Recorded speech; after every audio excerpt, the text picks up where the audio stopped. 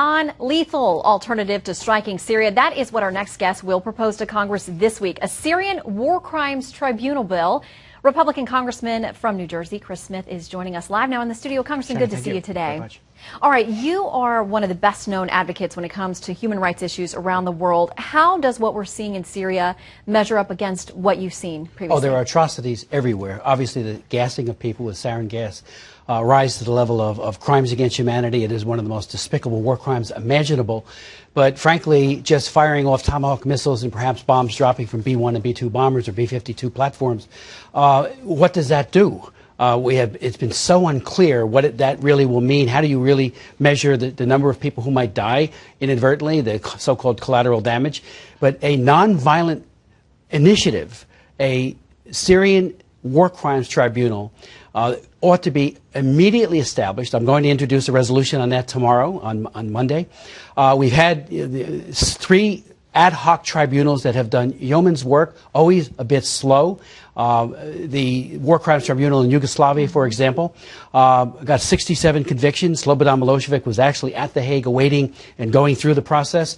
But this needs to be immediate, and both sides, and I emphasize with exclamation points, because both sides are committing atrocities, particularly the al-Qaeda operatives in the so-called rebel coalition.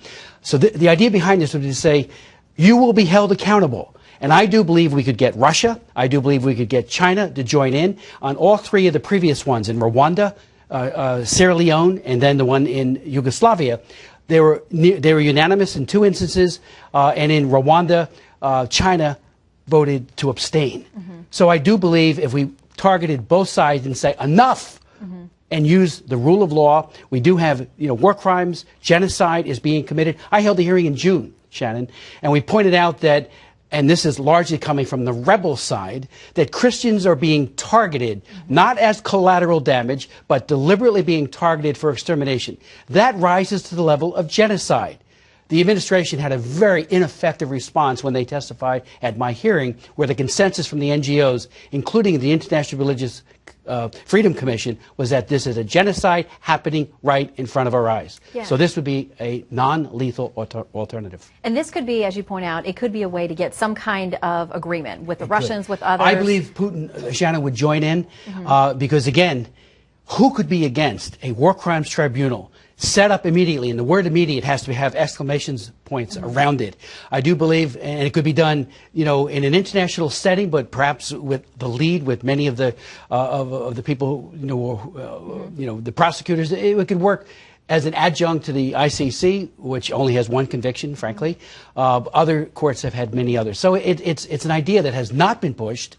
And, if people are wondering why the American public are so bewildered, why Obama is moving so aggressively here, just 2 years ago, in 2011, Hillary Clinton in the Washington Post fact finder or fact checker, Glenn Kessler, in April of 2011, did an excellent piece on this. She was giving the impression, and that's what he found, that the administration thought that Assad was a reformer. I remember reading that. Remember reading that? I mean, it was outrageous. Then she said it wasn't true, and of course the Washington Post, to their everlasting credit, held her to account for that misleading statement. But that, to me, suggested that there have been miscalculations made repeatedly on the diplomatic side over these many years.